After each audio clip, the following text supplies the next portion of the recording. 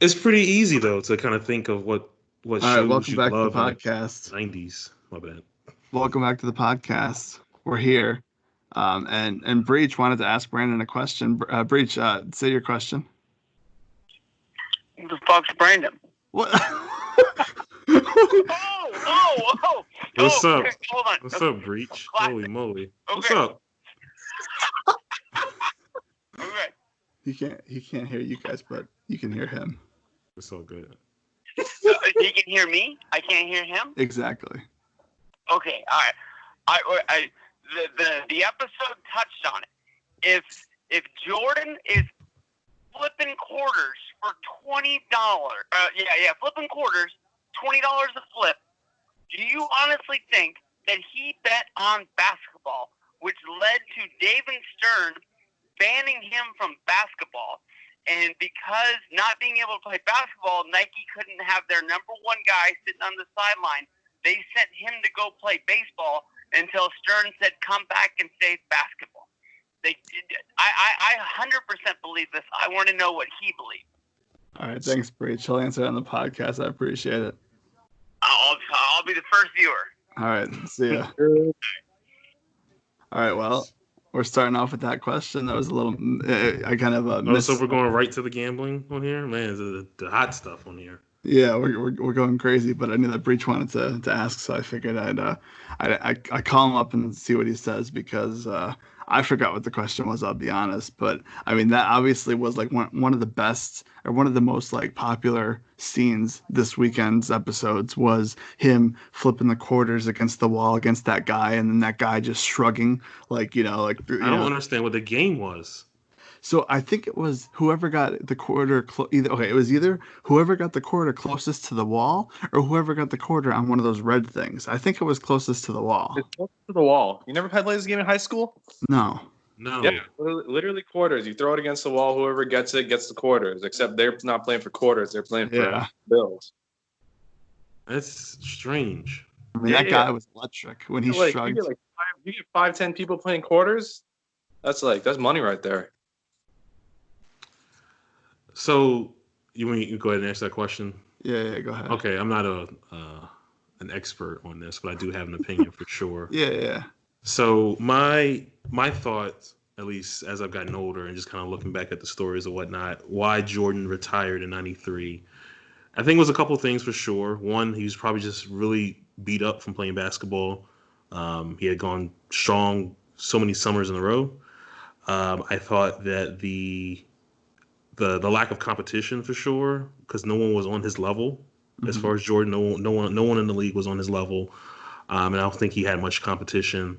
And I definitely felt like, of course, once his father got killed, I definitely thought that was probably like the biggest blow for him to go ahead and leave. But I've always wondered, for someone who is as just going crazy on the court and like somebody who wants to win all the time, someone with that competitive drive, if you're the best in what you do, why would you want to stop? That's always been kind of weird to me. And I've always felt like, I don't know for what Breach said where, he possibly gambled on basketball. I don't know if that was the case. I'm going to say probably not. I would think that he probably didn't bet on basketball itself, but just for everything that was going on with him having that issue with I don't know what the guy's his profession was, the hustler that he had on the golf course, Slim or whatever his name was. Had that check, and it was basically money connected to drugs and just crime and everything. And of course, it had Michael Jordan's signature on there. I think mostly because of that may it be the reason, but again, I mean, obviously, it's still just a conspiracy that they told him to get out of the league. They didn't want to suspend him for anything. They said, hey, let's get out of the league, lay low for a little bit, and then we'll bring you back when it's time. As far as him going to play baseball, I don't know if that was necessarily a Nike thing, because I felt like he was still going to be very popular, especially I think he had Space Jam and everything coming out pretty soon. So I don't know if that was the case why he decided to play baseball. I really think it's just because his father wanted to see him play baseball was the reason why he tried it out. And obviously with him being out of the league for a year and a half, it was probably the best time to do that. I thought that Jordan going to Atlantic City for the night seemed like an overblown story. But it does make sense because they're down what, 2-0? They were down 1-0. They're down 1-0. Yeah, they lost that first game, and then, of course, in the conference finals, you probably have a day or 2 days before you play the next game. And he said he didn't want to be in New York City; he just wanted to kind of go away. And Atlantic City is not that far from New York City, so yeah, I felt like it was a little overblown for sure, and just him. The whole thing with gambling, he always basically said that there was no issue, and they all boiled down to there was no issue because he had enough money. So it's not like he was losing out on his house or endangering his family or anything at all. He had the money, so he could, do this and bet and whatever he wants to do. So I don't think it was a big deal that he went to Atlantic City before that game. I was gonna say, like, the start of this whole two episode, they finally got to talk about Air Jordans. Jordan changing the culture.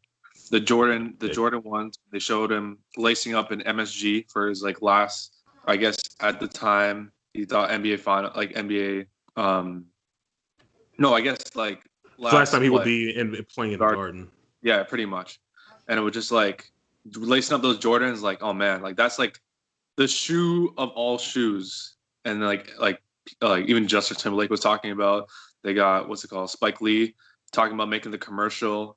Right. I thought it was amazing. I was sure. I feel like they could make a whole 30 for 30. Yeah, just to the shoes. No, yeah, for sure. Because the whole thing with him, nearly going to Adidas was a really big deal. There was a possibility where they could have got LeBron James as well. So just a couple things for Adidas and the course of history could have changed everything for them. But luckily, Nike kind of came to him, and I think that they said Adidas wouldn't give him his own shoe. He would have to wear some generic shoe, which is being Adidas. Funny, right? Because years later, Nike wouldn't give Kanye his own shoe, and then he went to Adidas. Right. I would say, that's exactly what I was thinking. Adidas, they fumbled with Jordan, they fumbled with LeBron, but it was Nike's fumble that kind of helped them out with getting Kanye. But yeah, it was cool to see them, talk about the shoe for sure, and just the fact that he almost went to Adidas, that's such a crazy thing that could have happened. That was crazy because coming from I'm from obviously going to Kansas where they're all Adidas, and I remember the Final Four a couple of years ago, you had all these I think it was all these Nike schools or Reebok or whatever. I think it was just Nike, all these Nike schools in the Final Four, and then you just have Kansas that's all Adidas, and it just looks ridiculous. The designs are terrible. It's just crazy. And literally that's the biggest bad decision that they've ever made is not, signing Jordan to a deal. That's just crazy to think about. It was crazy how they said, we're only expecting $3 million in sales, and they $126 million in 1 year. It just shows how crazy big Jordan was, even as a rookie. I don't even know. Mm-hmm. Yeah, just being able to sell all those shoes for sure. And it was really cool because they showed the I don't mean to jump forward here, but when they show all the Olympic stuff and whatnot, and you can kind of see Jordan's brand loyalty when it came to Nike, when they were talking about them having to wear those Reebok track suits, and then him making sure that his face or none of his likeness was associated with any other brand other than Nike. It just shows you how powerful he was as far as his shoe and his brand. He just changed everything. Mm-hmm. I like the cleverness of putting the flag over and going. Yeah, eyebrow dedication. Raise, I got it in. Whatever. What are you gonna do about it? It's funny. They showed on the VHS I used to watch as a kid. They showed the Dream Team stuff, and I used to always see that shot with him having, the flag draped over him, but I had no clue what it was for. Mm-hmm. They, of course, they didn't touch on that in a positive Michael Jordan documentary, but I just kind of in shock seeing that now. I was like, oh, that's pretty clever. It kind of worked out. It's just such an iconic moment for him, not just because of him putting that flag on, but just because of how it looked with the Dream Team and everything. So yeah, it's crazy that he kind of came up with that on the fly. It helped him out for sure. Yeah, because go ahead. No, go ahead. Oh yeah, I was saying, so you were watching this live because this is pretty much that was your first finals in '91, right? And this is your first, I guess, Olympic basketball. Yeah, it was 92 against the Blazers, and then right after that was the Dream Team. So how is watching as a kid, I guess, live. I mean, it was cool. Like Barcelona, I don't think the times were that crazy, but I'm pretty sure like with all the times that I watched the games, they were probably like on a delay, like a replay or something. I wasn't at the point where I was keeping up and watching, exactly live and whatnot. But obviously, the only time you can get like sports scores was like watching ESPN or like reading the newspaper. I didn't do either at that time, so I really wasn't I wasn't like spoiled by that stuff. My main source was seeing Inside Stuff. That was a show I watched on Saturday mornings. Was Ahmad Rashad and Willow Bay, and I remember like they did a whole segment on like the Dream Team. I think they showed the clip in the documentary where Ahmad Rashad was at the front desk and he sees Michael and he stops Michael and he says, "Hey, if it comes down to the last shot, who on the team is going to take the last shot?" And Michael's just looking at him crazy, like, who do you think is going to take that last shot? It's obviously going to be me. And I remember them showing that on Inside Stuff on there. So there was a lot of coverage for sure, man. It came off bigger than life. And like they mentioned in the documentary, like that team was like the main reason why the NBA has had so much success today, just because it literally changed everything. Yeah, of course. I mean, like if it wasn't for like that global recognition, like, you know, who knows? Like I know like with the NHL, like they always or the NHL and like the US hockey team, there's always like a weird like vibe like, oh, you can't like, you can't go play for your country. And so imagine like the NBA like was the same way at that time and they just like Mhm. said, no, like we're not going to do this. And if it wasn't that joint little thing there, like who knows how big the NBA would have been without that. But Yeah, for sure. and then the other thing that I like took from or like moment I guess you can say or scene from the documentary is when Michael's like giving out tickets like it's nothing.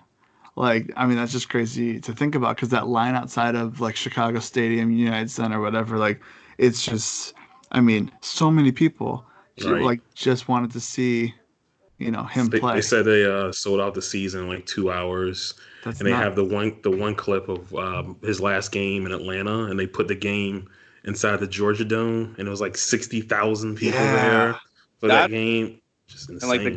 guys like in the stands having binoculars, like because the Binoculars and a radio.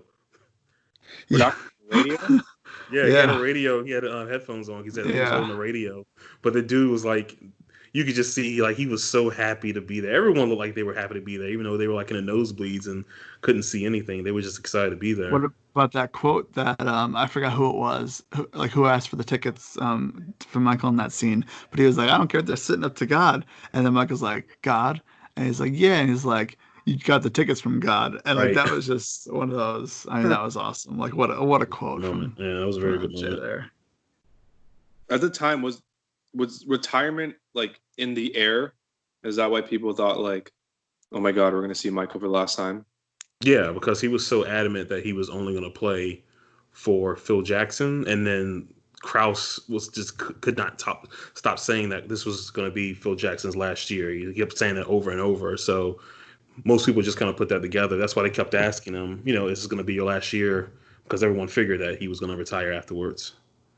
I guess you can see like hints with like him wearing the Jordan ones at at the next game. Just little hints like that will probably kind of show you that it was going to be his last year for sure. I don't know what else to say, Justin. Do you got anything? The Sun series. I remember you and Breach were talking the other day how like that probably was Jordan's hardest team in the finals. And like, why do you think that? Yeah, I mean, it's not early on. Like, they had the best record in the league. Charles Barkley was the MVP that year, which I saw on Twitter that a lot of people didn't know Charles Barkley was a league MVP, which I thought that was, pretty All the common time, ground on there. But like his only thing he flaunts, it's like no rings, 2 MVPs. right, right. But yeah, they had really good team that year, and just the fact that they had, I think Phil Jackson even mentioned it. Like it was, as far as his series, it was probably like the most up and down one he's ever been a part of because it was never like, anyone was ahead or anything like that. I mean, obviously, you've seen people up on games and whatnot, but all the games were competitive. They had that one game that went to a triple overtime that the Suns ended up winning. And it was just like really a true test to Michael. And then he has that quote where they had the last two games in Phoenix and they're up, I think 3-2. And he says, I'm only packing one suit. I'm not, once we play this one game, we're coming back home. So I just thought that was really cool to see, and like I said, that was just a really competitive. You see Charles Barkley, he really wanted to win that series, but like 93 Jordan is just like otherworldly, man. Just what he was able to do is just insane. What did you think about the footage of that practice for the USA team at the Olympics? I thought it was pretty crazy to like see them going back and forth and just seeing like these big stars like playing against each other, even though it was just like a practice game and Yeah. you know Yeah, it like was what really cool to see. I've yeah. seen the I definitely recommend if you have the opportunity to see the Dream Team documentary. It's really good. They show a lot of that footage in there. But yeah, like it's just cool to see like those top stars kind of going at it and kind of wishing that you had that today. But I feel like today's game is just a little too nice where you don't get that competitive drive from everyone on there. But yeah, that's like one of the best things I've seen is just that intimate setting with all those stars there kind of battling against each other is really cool to see. So episode wise, I think what there's like four left. Oh yeah, it's So only four. four left so far. What are you, like both Justin and Brandon? What are your overall thoughts of like this documentary so far? Justin, what are you thinking? Like so far? I think episode what was it? Episode 5, Ron? Yeah, Yeah, 5 episode and 6 5 were last Five night. and six. episode. I think that was like my favorite one. Like that was like all time. Like I pretty much like once I watched. You know when like they played 5 minutes and they showed Kobe and like MSG and everything, and then they showed like the intro of The Last Dance. Like I'd like to take like a walk like for like 2 minutes. That was like too much, you know. Then I It was a came very back, good scene. and then you jump back, and then you jump in, and then you're like, we're talking Jordans. This is like the thing I've been waiting for the whole time. Mm-hmm. And, like, they just talk about the OG ones. Like we didn't even get into like the levels to this game of just shoes, which I'm like, man, we could make a whole 4-part series on just shoes. Brandon, what are you thinking so far? It's been good, man. I feel like it's been living up to the hype. I know a lot of people don't like the structure of the documentary, but I think like I enjoyed a lot. Like every episode starts with 1998 and it ends with 1998, and it's basically you have two storylines going on. You have the storyline of the 1998 season, whether it's going to be Phil Jackson's last, Michael Jordan's last. Of course, they call it The Last Dance. You have the storyline of that, and then you have the storyline of how they got to that point, everything that they kind of went on to get to that point. So you got two storylines going on at once. And I've definitely been interested on how they've designed it, where they keep jumping back and forth between the timeline. I know some people aren't into that, but I've just enjoyed it a lot. And like I said, I think this series is definitely living up to the hype. The soundtrack, at least for me, is just incredible. Like Mm-hmm. so many good song selections. It feels like at the right time it always happens. I'm definitely enjoyed it for sure. Yeah, these are probably my two favorite episodes so far. I just of course those first four were kind of going over everyone on the team, but this is like some real stuff with Jordan going through the gambling, and of course them putting out that Jordan Rules book and just kind of going Mm-hmm. over all that information. It was definitely probably my favorite two so far. Yeah, I think that's a consensus is that like the first couple episodes were like building up, and then now we're at like the point where it's gonna get like into the stuff that like everybody really wants to know, like the gambling, and then like hopefully like next episodes they'll like get into like the baseball and stuff like that. So it's it's kind of like obviously getting towards the end, and it's like the other side of the hump. So like these are like the better episodes, I think, and it'd be interesting to see what next week is in store for. And I like that of 2 hours of episodes last night. We oh got yeah, one line from Dennis Rodman, and it was Phil Jackson asking people where they're gonna go. I guess it was their day off. He was like, "Hey, any people are gonna go to the pool today?" And Dennis Rodman just goes, "No, I'm going to Hooters." It's like, okay, yeah. man, go to Hooters for some TNA for sure. Next episode is gonna be crazy because it's talking about a lot of gambling and like baseball, and then Yeah, his the father, retirement. Yeah. probably him coming back. Hmm. Like Yeah. you're gonna dive into it. Yeah, man. Like I said, it was just cool. And then I think my favorite thing of all of both the episodes was the start of episode 6, where Jordan was basically just talking about how he was tired of fame and just kind of going through everything that he has to deal with, where he only has that moment to himself in the hotel room. But as soon as he steps out of it, he's got to like turn on like the spotlight, and just how he's dealing with fame. And you can tell he was over it. I think a lot of celebrities get like that. Obviously, they don't want to show it because it could mess up like money and everything. But it was cool to see that intimate moment from him, where he's just kind of like, okay, I think I'm over this.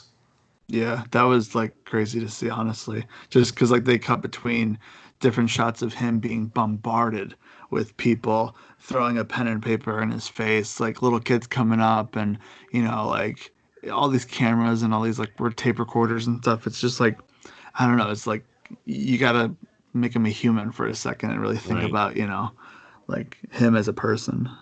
For Like sure. how they show like all the celebrities in the '90s like coming to his games, like, oh yeah, you know how hard it is to get here, and like Jerry Seinfeld's in the locker room talking to Jordan. Yeah. Gretzky's at it.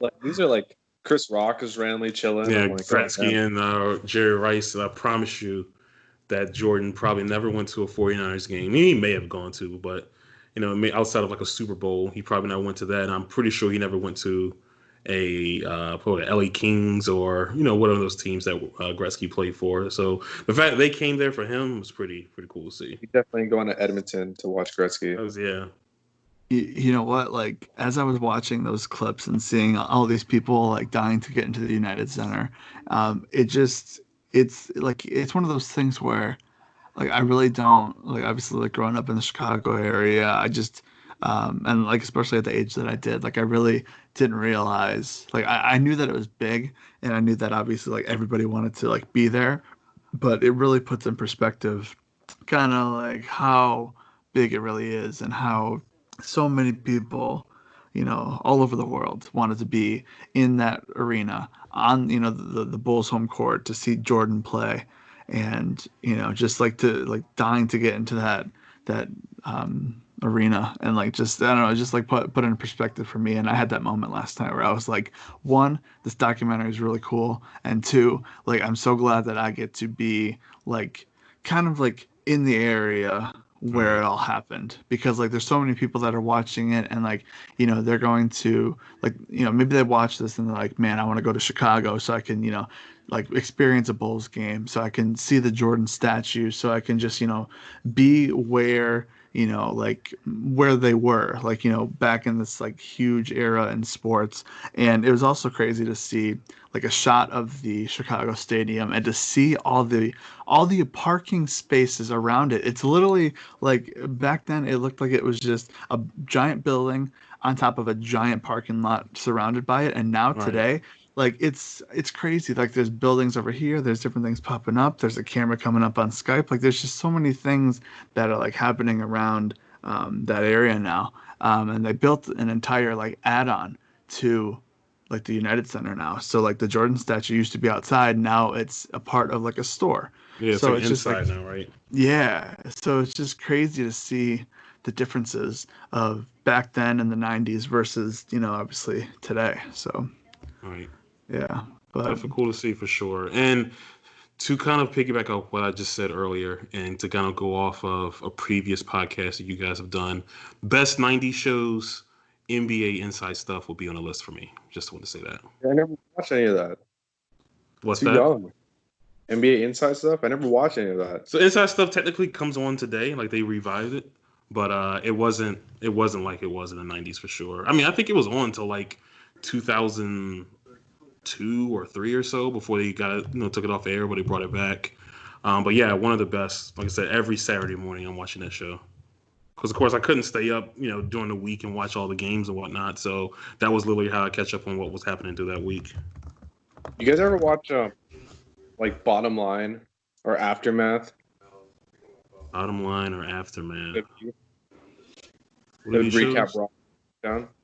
Oh, I watched. So back in we used to have Livewire, and then we had Superstars. So Livewire came on Saturday at 10 a.m. and then Superstars came on Sunday at like 10 or 11, and it would basically just recap both of the shows. Not even both the shows. Back then it was mainly just Raw, but both shows would kind of recap Raw, and I was like, okay, I'm gonna watch both of them. Bottom line does sound familiar though. I have no idea what you're talking about. Absolutely no idea. Anyways, on that note, we'll have Brandon back next week talking about Jordan's gambling and his golf career. Sorry, his baseball career. Baseball. I'm and his excited movie for career. that. True. Space Jam's coming. It's Space Jam. I want like I feel like the next 2 episodes should be about baseball, gambling, and Space Jam. Just like totally opposite to like, the basketball and like, playing on the Bulls and stuff. Like just to get a look at, like the in between stuff. I feel like you nine got one episode for that. I feel like a bunch of episode like what were we at? It's like 8 or 9 would be about like the flu game, like what was going on during that time period, because I'm pretty sure the cameras were on him on there. So okay, see, episode 10's the climax when they win the championship. Yeah. All right. Well, thanks again, Brandon, for coming on, talking some Bulls, and yeah, we'll talk to you again after a while. Give me